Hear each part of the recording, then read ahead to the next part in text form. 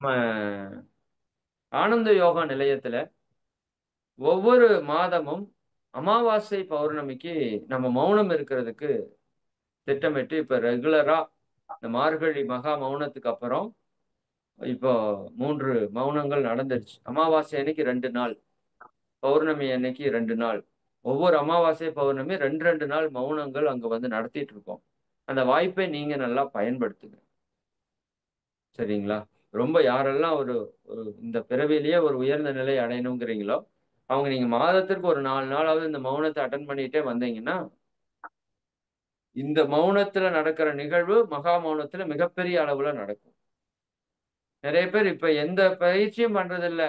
மார்கழி மாதம் மட்டும் நம்ம முயற்சி பண்றோம்னா, அது எப்படின்னா பெரிய அளவுல அச்சீவ்மென்ட்க்கு போறதுக்கு சிரமம். இப்ப இருந்தே பயிற்சி நல்லா பண்ணிட்டே வந்து மார்கழியில எக்ஸ்ட்ரார்டினரியா நீங்க பெர்ஃபார்ம் பண்றப்ப அந்த நிலைய அடைய முடியும். அதனால அந்த மௌனத்த நல்லா பயன்படுத்துங்க.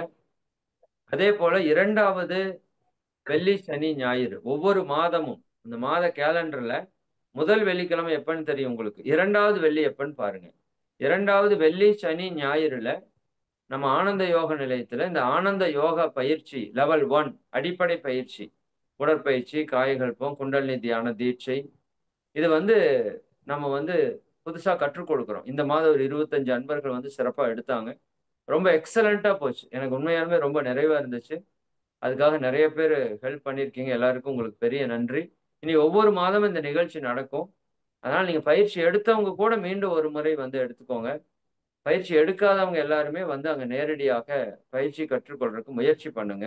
இது எல்லாருக்கும் உங்க நண்பர்களுக்கு தொடர்ந்து சொல்லிக் கொண்டே இருங்க. சரிங்களா? இந்த வாய்ப்பை எல்லாம் நீங்க பயன்படுத்தணும். மிக்க மகிழ்ச்சி. அனைவருக்கும் நன்றி. வாழ்க வளமுடன். நிறைவு செய்கிறேன். வாழ்க வளமுடன். வாழ்க வளம்.